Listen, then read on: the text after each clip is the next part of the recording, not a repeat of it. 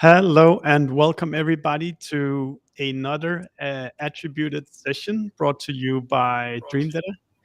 I'm super excited today to do this panel that we've planned today because this is the free pick for things you think are gonna go well and gonna go bad during 25.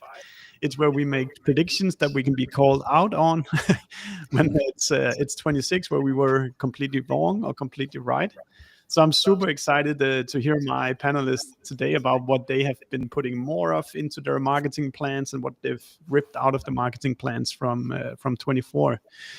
So it's basically today a casual opportunity to predict the future for B2B marketers, which all of you guys are.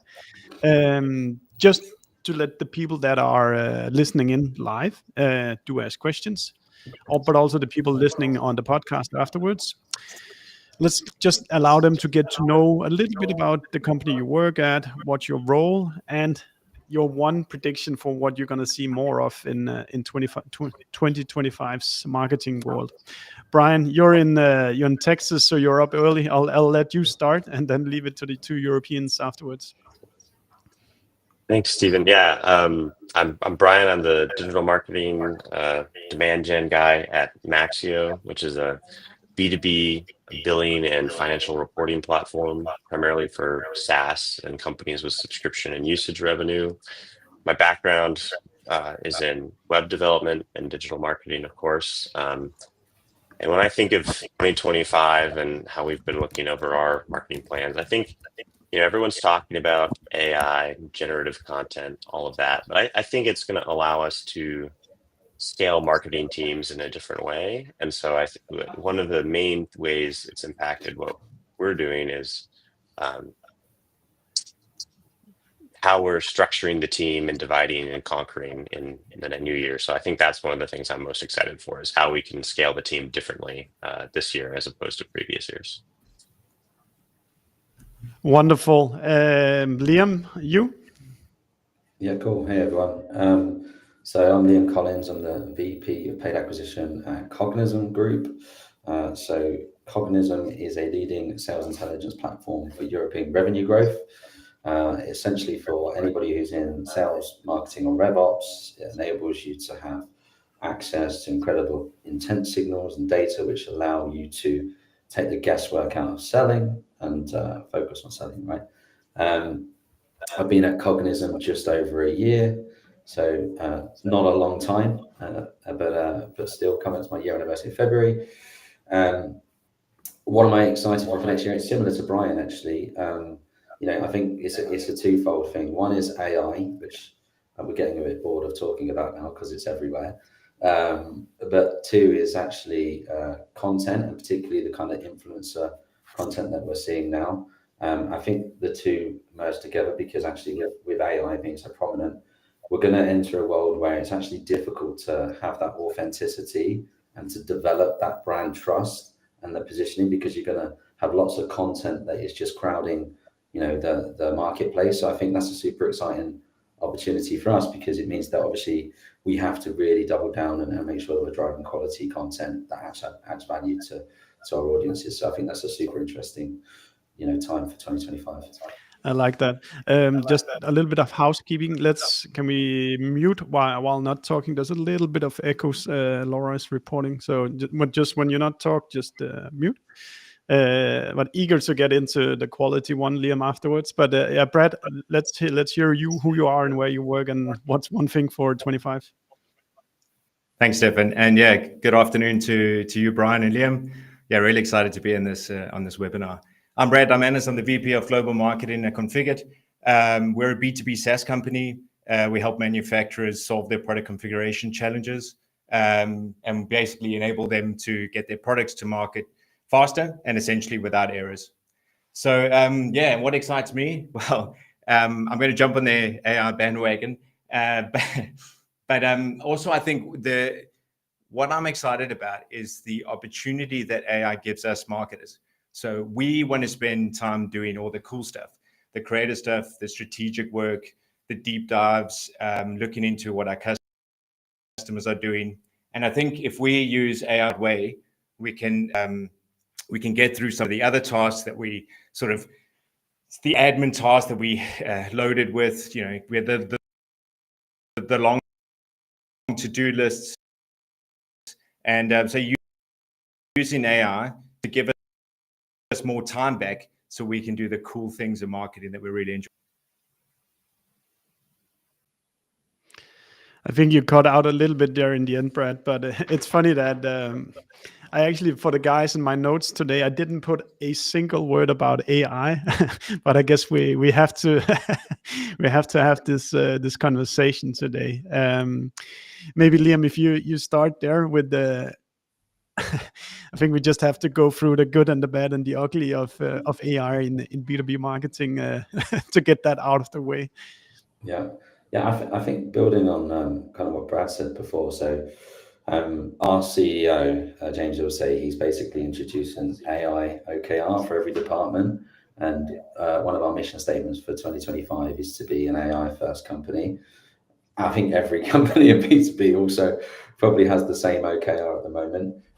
But definitely, like, you know, I think some of the ugly stuff is obviously, I talked very much about content. Like one of the threats we have at the moment is, like, even if you consider founder-led branding, right?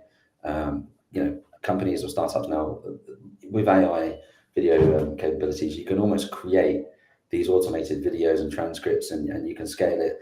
And like, we're going to have this area where like the lines are blurred between what's real and what's fake. So I think from a marketing standpoint, like, we can still set the guardrails for that. We can still define what are the things we want to be known for, who are the right audience that we want to position our content for, and equally so, like, how do we still demonstrate that authenticity? And I think it goes further than just sort of thinking about your own brand. Like at Cognism, you know, we release lots of content where we actually partner with other people who have that authority in the market, and I think it's just leveraging those connections that's going to kind of help the brands that really are at the forefront of that content strategy that will stay ahead of the competition. And I think, and if you don't do that, then obviously you're going to get lost. So that's actually a bad thing, but I kind of position it as a good thing. And then to what Brian said, I think you know, I think actually collaborations can be one of the key things here. How do we automate insights, right, that are shared, you know, amongst teams? Even something we're looking at within the paid search channel at the moment for us is like a search ads GPT, right? What used to take literally hours upon hours of writing ad copy, we're working on creating like a search GPT where we feed in certain inputs like character length, and then we work with the product marketing team, so they have access to the GPT. They feed in product positioning, messaging, and what used to take so long in terms of time, like, we hit the button, it creates all these ads, and straight away seamlessly, one, we've improved collaboration, and two, we've got hundreds of ads that we can then test and iterate on. So I think that's just one example, but overall, I think, yes, it's something that if you're not harnessing now, then obviously you're going to be left behind. But I think as marketers, really, we're the custodians of maintaining that quality assurance, and that everything we do is aligning to where the business is heading. And that's I think it's a brilliant use case for AI in marketing, because oh Lord, writing search ads is boring as well. But would you just be curious to hear a little bit about what does the CEO mean when the company has to be an AI first company? Yeah, so it's very much top to bottom. So from a product development perspective, we've actually released a new feature, which is AI search. So for any salesperson, right, if you're looking to find contact data, and more often than not, you kind of know who your ICP is, what department they're in. Previously, when you use a lot of sales intelligence platforms, you'd go in, right, and you'd have to sift through tons and tons and tons of contacts, right? What the new search AI feature does for you is it allows you to kind of give inputs to the system, and then the platform does all of that planning for you. So it will group together different job titles and functions. It will build you a target account list or a contact list that is applicable to the inputs you put in. And literally, it just speeds up that entire process. So from a product standpoint, we're really looking at developing the product so that it can make life easier for all of the customers that we're trying to support. From a mindset perspective, like, I think it's just making everybody think about, if there is a repetitive task that you do repeatedly, how do we actually think about it completely different? Like first principles thinking, right? What do we really want to do here? What are we trying to solve? And what is the quickest way to solve that? more often than not, that's through AI. And then again, like really on the ground from an application perspective. And another real simple example is just even just meeting note taking. Like previously, I used to have to sit and do follow-up notes. Now we're trialing, you know, some of the brands out there like Otter.ai or Gemini. Like now, you know, you can literally pull those meeting notes together in a really condensed way. It summarizes it. It automatically sends those notes to everybody on the meeting. So it's just literally like, I think AI is just all encompassing in everything we do now. And as marketers, we're usually a little bit ahead of the curve. And I think it's probably just embedded. And I'd like to hear more about Brian and Brad's experience, but I'd imagine it's similar to me. It's embedded in almost everything you do now. Yeah, okay, yeah, that's exactly that. One thing is the product, but another thing is just focusing on how we can spend our time on the most impactful things in marketing and get rid of the tedious tasks through AI. Yeah, exactly that. But even anecdotally, for me, AI is also great for the important, the influential stuff or the creative stuff as well. But Brian, how has AI made its way into your work? But we're also using it, of course, for content creation, writing ads, Google search ads in particular. I don't know how many thousands of 30-character headlines I've written over the course of my career, but it's nice to have a starting point anytime you set out to do that. I think that's really helpful. Another area really is video. I think video editing. Oftentimes, if I was doing this 10 years ago, I'd maybe pass a longer form piece of content over to a contractor who's going to slice it up for me, and I'd pay them an hourly rate, and the results would vary as far as like what I would get. And nowadays you can add an hour-long webinar video, and you've got 28 short clips that are transcribed with captions, and they're just ready to go. So like the scale there is different.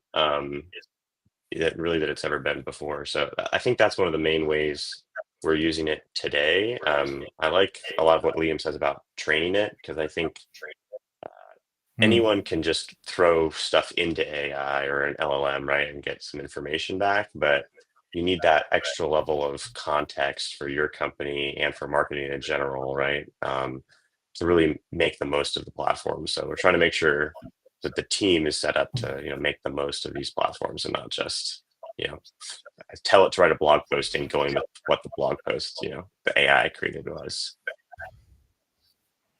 Yeah, I feel like maybe we should talk a little bit about where it's good to apply AI and where you shouldn't be applying AI, because I think we've all seen enough of these AI images by now, and at least the low to medium quality ones just go straight into everybody's defense and like, no, thank you, I don't want this.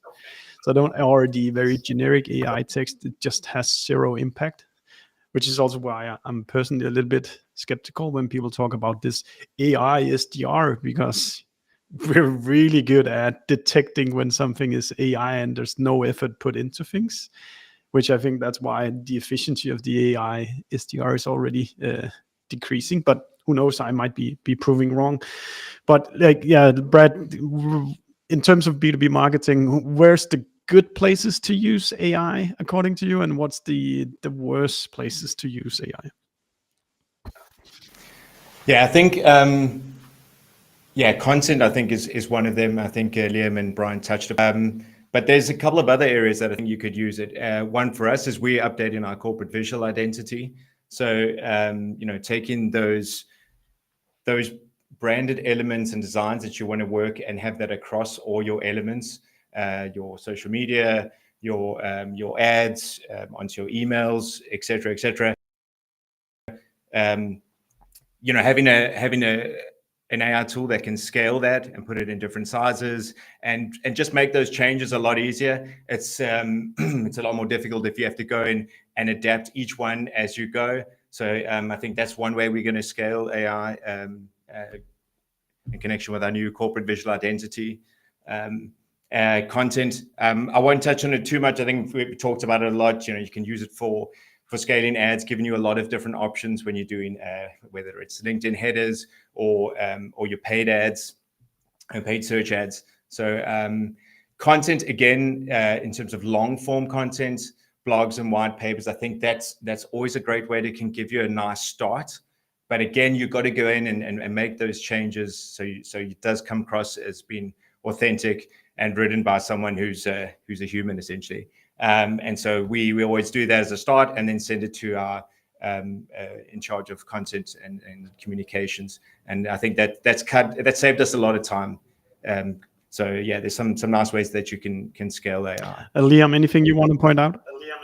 Yeah, I really like all of the use cases, and interestingly, like something else that sprung to mind while you were going through some of those examples is historically, like if we wanted to segment our audience at Cognism and like have a deeper understanding of the buying committee and who were the influencers of these deals, it would require like hours of going through Salesforce and trying to pin who's the contacts or who else has been added to deals through the meeting notes, right? It would just be so painful.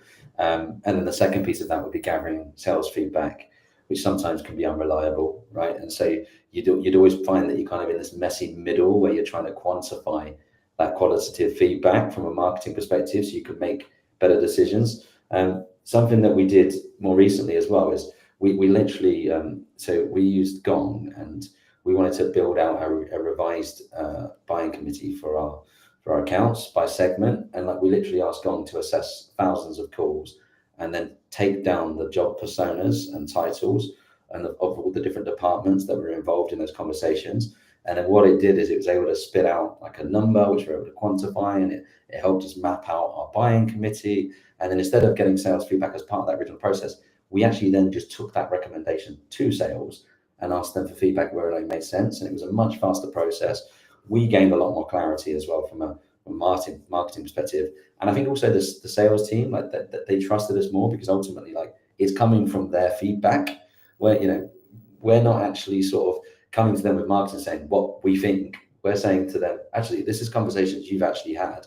You've told us the answers, and then we're building our strategy around supporting you. So I think going back to the point I raised about collaboration and like Brad touched on it with, insights and kind of being able to sort of do more strategy kind of stuff. I think this is just one use case that came to mind when we were talking through their examples.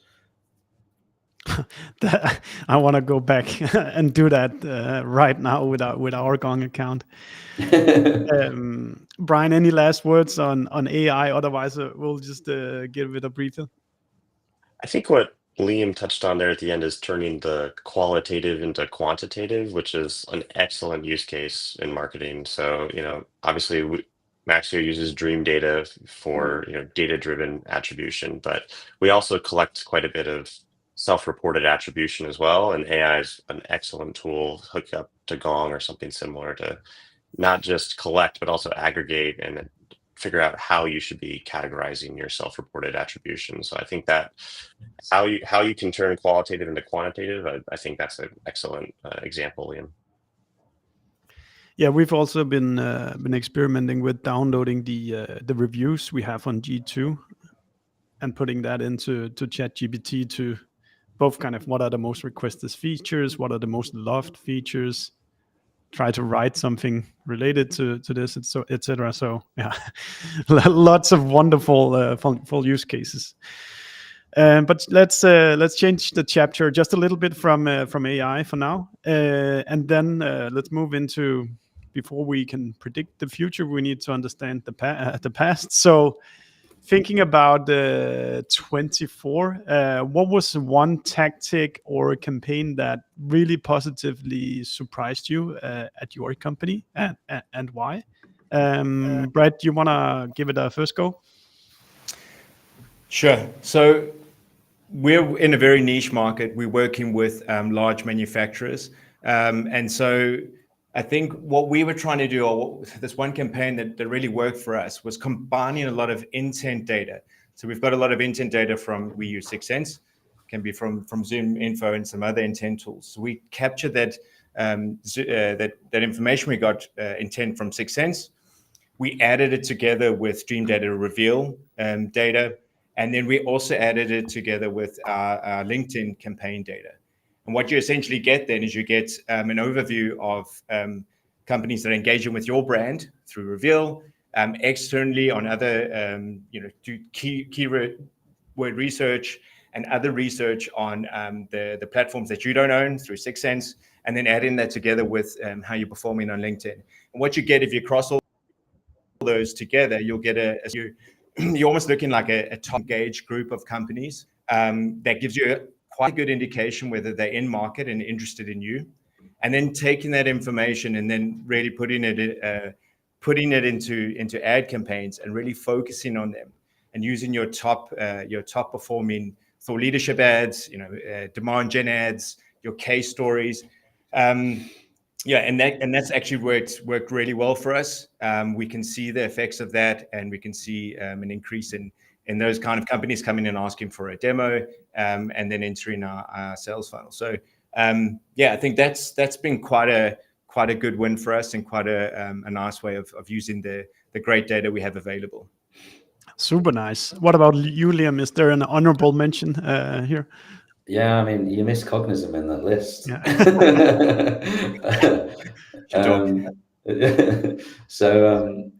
We did my example is similar, actually. So, the growth at all cost era is behind us now, right? And so, being able to spend frivolously on people that might not necessarily fit your ICP, those days are gone.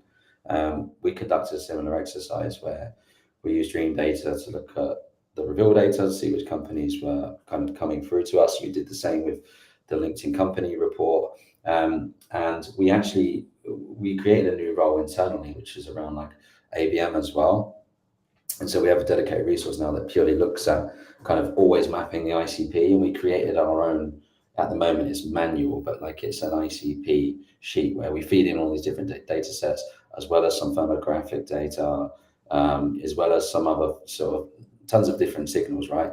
And we manually then select our accounts through that method. And so we found that that's super useful when we're thinking about our ABM program.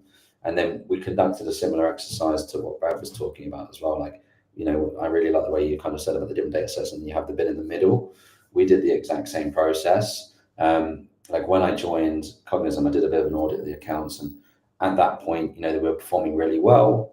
But ultimately, as where we're going in 2025, we need to win more business through accounts that fit our ICP. So we've done a similar narrowing down exercise, and kind of, it's really important to take stakeholders on this journey with you when you do this exercise, because as soon as you say to somebody internally, I'm going to cut down the audience sizes, right? People think, whoa, you're going to lose MQLs, or you're going to lose SQLs or a pipeline.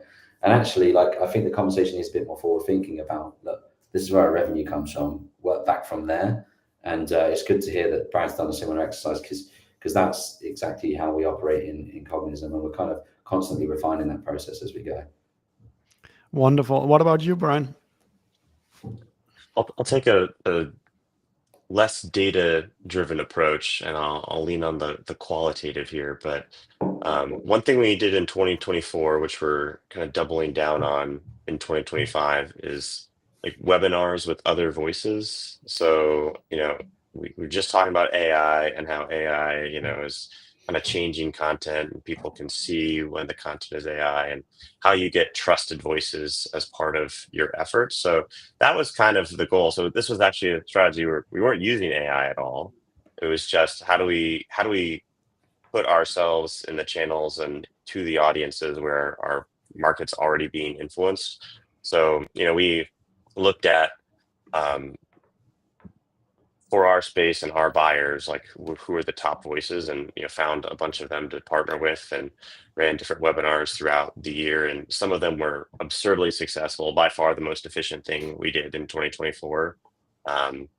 And I think when we look back at that, we've tried to craft a formula for us, like, okay, what were the things that made certain webinars do better than others, right? And I think it's a combination, of course, of how well we can promote it, but also how well or how interested in other parties are at promoting it as well, whether it be a partner or a voice in the space, like an influencer of sorts. So I think that it was expected all along that those would work. It was unexpected how well they'd work and how long lasting the impact of those would be, because we had one specific webinar we did in February, people were still referencing 8-10 months later. So that was unexpected. That's a pretty great webinar. Well, and that was constructed of like kind of thought leaders within your industry, Brian, or what made it great? Yeah, I think as we tried to create that formula and figure out what makes them great, the topic was super relevant, super timely, very interesting to like the whole like market for us. The experts talking about it, not only were they like really well respected in the field and had their own audiences as well, which several of them brought to the webinar, but they just did a really great job presenting as well. So every element there after the webinar was really well. We followed it up with a blog post from one of the presenters, shorter video clips, things like that. So I think it's the combination of timing and promotion and who was on it, and people trusted the voice, and it was kind of a combination of thought leadership and product marketing in a way. This is the main topic we're covering. Oh, and here's how you would do that with Maxio, right? Which, Stefan, I've seen you do that a lot with Dream Data, of course. So I think it helps always when your webinar isn't super salesy, right? That's why people show up, not to see your product often. That's what we're doing right here. So for 25, let's talk a bit about where you're doubling down, where's your attention, your resources, your time going. Brad, you want to give us the first kind of indications of what are you doing more at Configit in 25? Yeah, thanks, Stefan. So we're looking at a number of different things where we can make improvements, obviously. One of them is really leveraging our thought leaders. So we're trying to create a new market. We have created a new market, which is extremely exciting, but it means that you really need to have a strong voice in the market, and you need to use your thought leaders. For us, it's our founders, but also what it means is they're also extremely busy. They're high-level executives. They got, everyone's pulling them in different directions. So it's really about trying to leverage them in the market. So one of the things that we've started to do is use social media post scheduling. So we've just sort of started this off, but we've got in the tool Octopost, which allows us to jump in and actually post on their behalf. And so that's a nice way that we can save their time. They trust us in terms of the message that we put out. So once they allow us to do that, we can start posting for them, and then use those as thought leadership ads in LinkedIn. They're performing really well for us, and so we've been quite positive about that.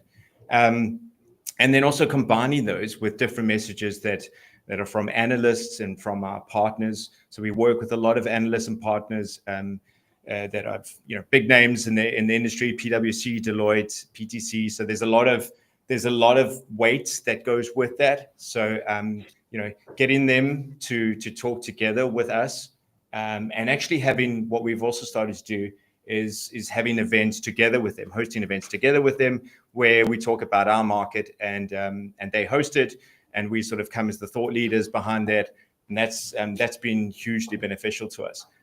We can say, you can see the amount of people that it brings into to our websites, that then come on and join our webinars and our tech talks. So yeah, I think we're really going to double down on that in 2025, and make the most use of it, because it's performing extremely well.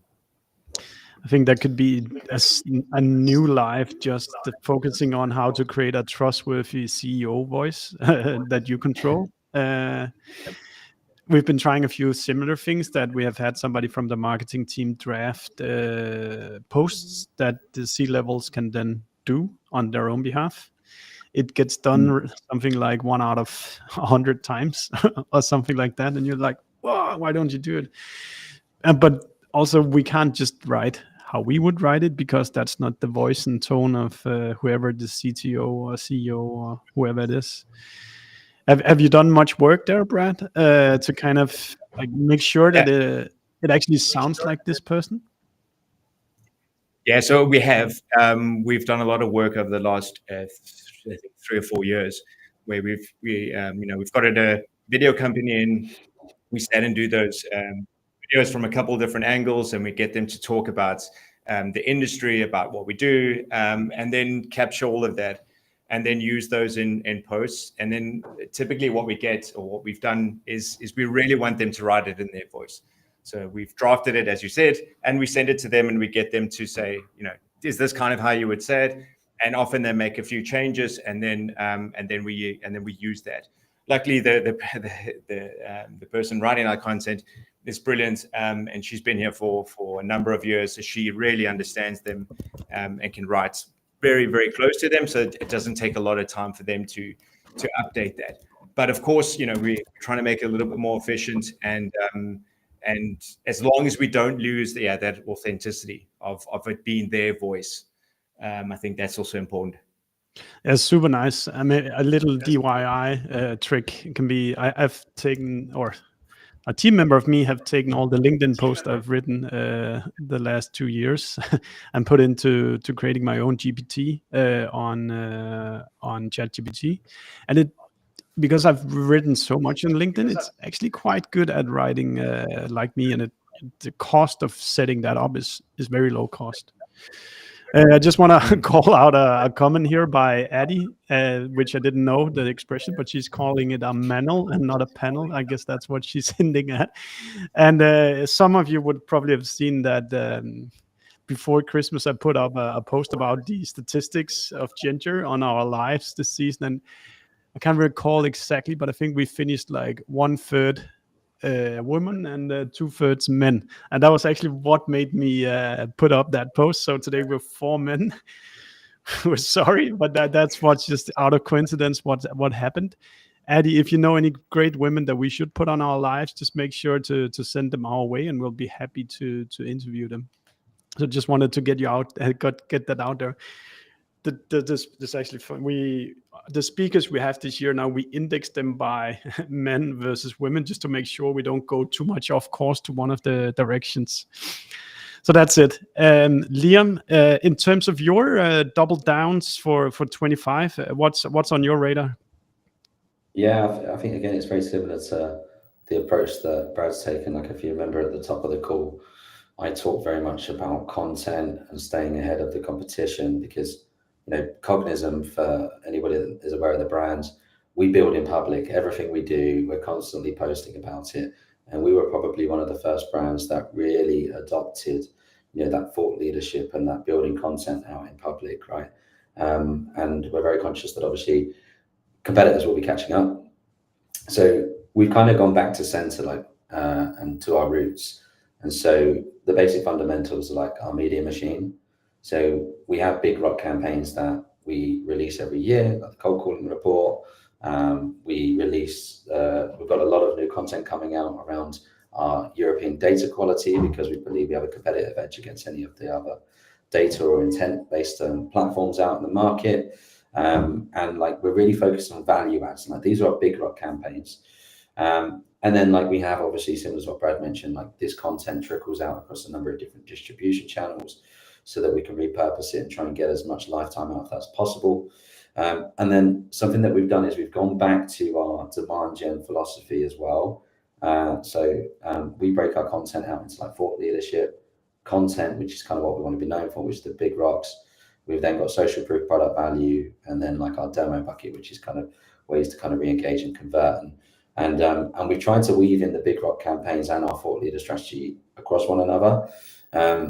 We've also split out our thought leadership strategy so that we have both internal and external vendors, similar to how Brad and Brian have both spoke about in this call. I really like Brian's example of partnering with different brands. So we're doing a lot of that because it's twofold beneficial, right? It enables us to help grow their brand because we share the same share of voice, and vice versa. But equally so, it provides social proof, which re-enhances, and reinforces people's opinions about our brand. So we're doing that.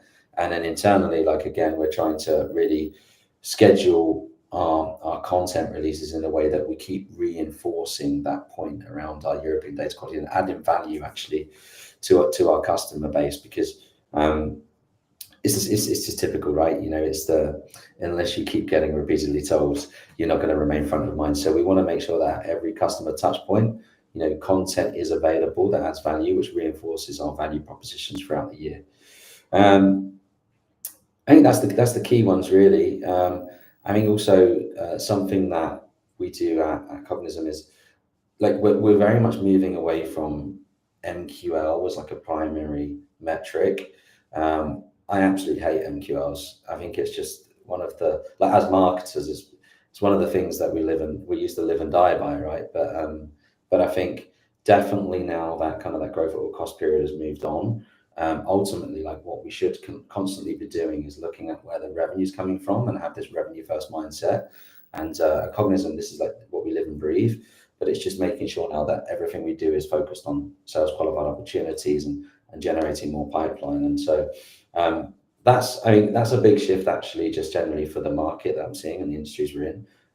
But ultimately, like thinking, how does that content really drive value and get quality leads into the funnel?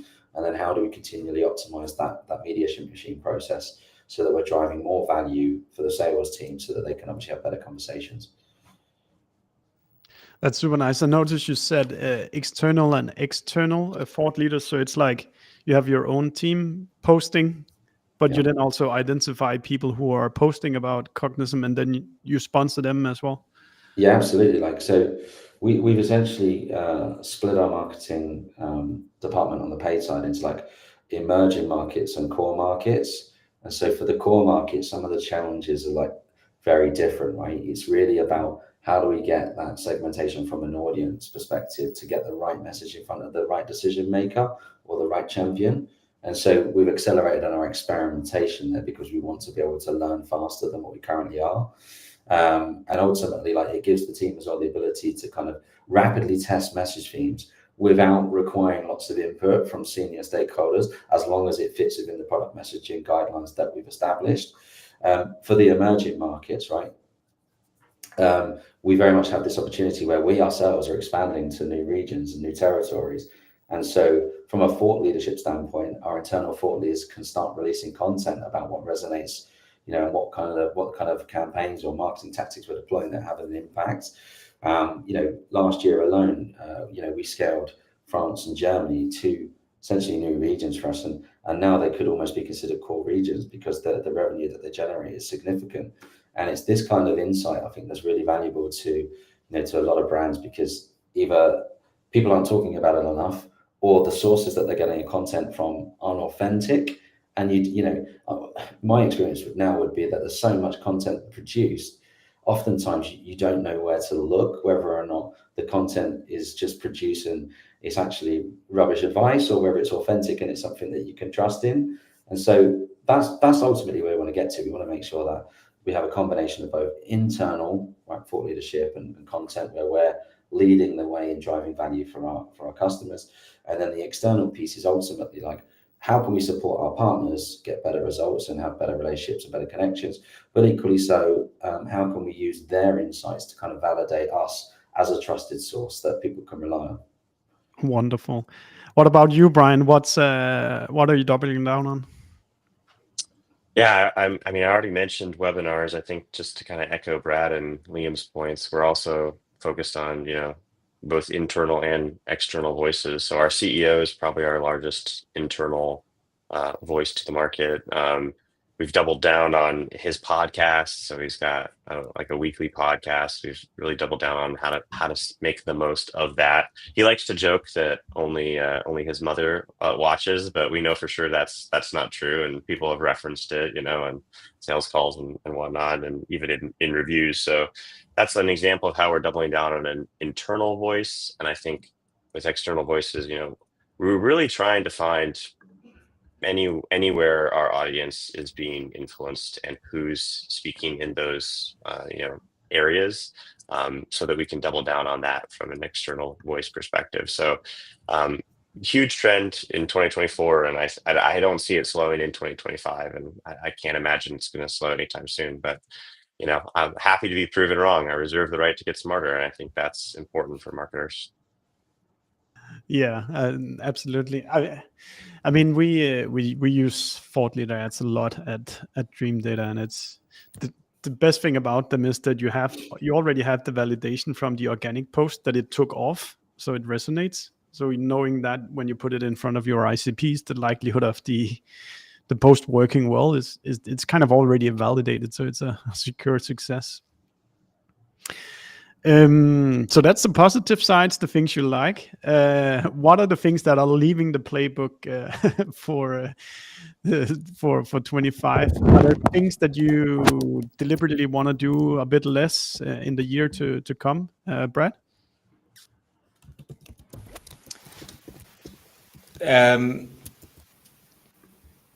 I think so. We're always quite an ambitious team, and we're obviously looking at the tactics that work, and we want to amplify those. And then we also look at what doesn't work for us so well, and then we try to take some of that away, or we try a different approach. So I think it's all about looking at your data, figuring out what works, double down on that, or improve that. Looking at ways of tools to help you improve and get to the next level, and then. So the ones that aren't performing so well, I suppose you got a choice. You figure out why they're not performing so well. Is there something that's wrong with how you've approached it? Is there a different angle that you haven't seen before?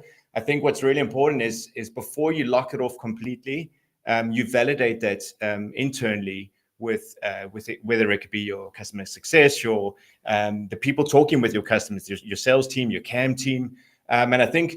What we've also learned is sometimes we've actually dropped tactics too early, and then a couple of years later, you figure out actually that probably was working, or we just didn't give it enough time. So I think it's also really important to look at that and figure out if your approach is wrong, or if there's another angle that you haven't seen, because I suppose that's the approach that we're taking to it. Of course, there's stuff we've killed, and there's campaigns we know that don't work, and we stop those.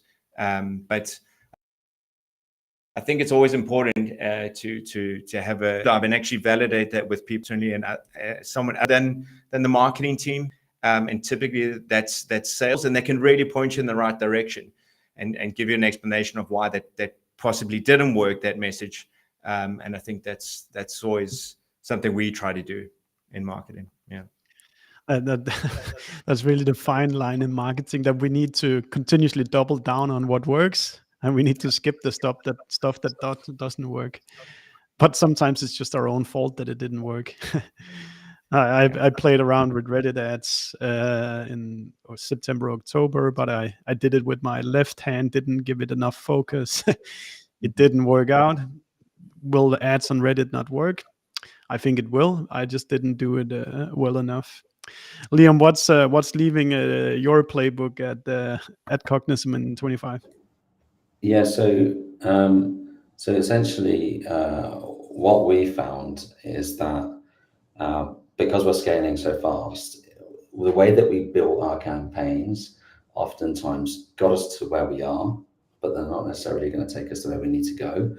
And part of that is ultimately down to the deeper insights that we have around our audience now, and the more refined segmentation that we have. And so, if you just take an example of like a particular region that we're live in, like the US, right? The US is notoriously difficult to market to because it's expensive, right?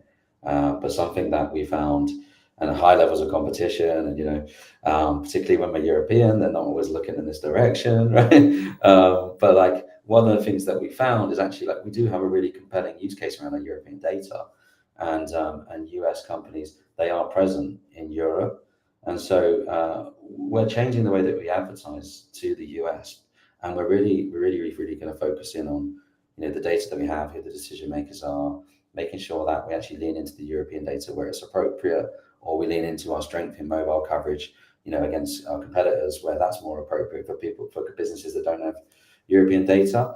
I guess so what we're leaving behind is ultimately, like, to this point, on almost the entire way that we've set up the structure of our go-to-market strategy.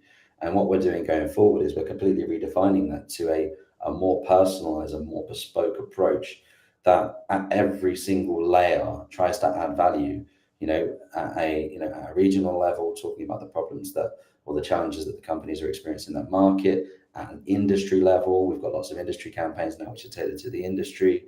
We weave that in with our ABM approach, so we have the signals-based activation as well, where we can speak directly to the type of decisions or triggers that the companies are performing. And I think that's it, right? The goal is to kind of be less broad and to be more personalized in a way that actually continually adds value and moves those brands through the journey or their buyer journey in the way that you want them to. So hopefully I covered it. It's probably kept it quite broad still, but yeah, so we're leaving behind the broadness and moving towards more personalization. That's another live we need to do during this year, how to deliver the personalization at scale in B2B.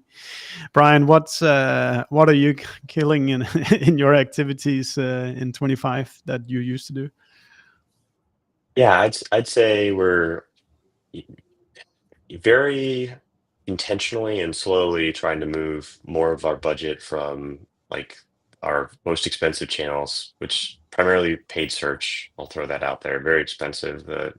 Primarily in the US, competition has exploded for us recently. There are, probably 6 new competitors over the last 2 years that have really entered the space and started bidding in. The volume was down quite a bit. End of 23, even first half of 2024. So it got less effective, certainly. And I think the key for us as we look to move away from that, because we know other channels are more expensive, it takes more time and more like strategy to deploy other channels, right? You don't just pull money from paid search and throw it somewhere else and get results and move on, right? That would make marketing quite easy. But so when I think of it, I'm thinking of how do we test slowly? And I don't necessarily mean try new things slowly, but like the actual thoroughness of our tests. I think I've seen many times in my career, too many marketers, claim to be experts on CRO or A/B testing, and they're really just throwing spaghetti at a wall and hoping something sticks. And then later they're like, see, now there's spaghetti on the wall, but it's like, but which part stuck? Like I'm not even certain. So I think you have to make your hypotheses ahead of time. You have to define your criteria and your metric. You have to execute the test, with thoroughness and expertise. And I think most importantly, which was touched on already, is you shouldn't be the one grading your own homework. I think it's really easy for marketers to try to grade their own homework. So I always encourage people to not be the one to grade their own homework. And yeah, that's the approach we're taking to move out of search. So I think, we'll move towards those channels I mentioned we're doubling down in. But yeah, it's not something that's going to happen overnight because it's so important to our pipeline today, but where we can pull the less effective dollars from that, we're using Dream Data to try to analyze like which campaigns we've already shut down, certain campaigns, certain days, certain regions, and being able to effectively deploy those dollars somewhere else. Yeah, I can second that.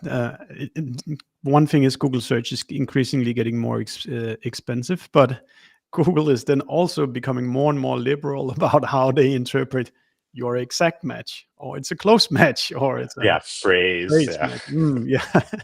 And you deliberately said it's this keyword, but then they give you something next to it. So it's really diluting at least in exactness. Okay, time is flying. What's one fun little thing you want to test during the year? Doesn't have to be all eggs in one basket, but just one thing that you would love to try out, or you've seen somebody experiment with. Liam, anything come to mind?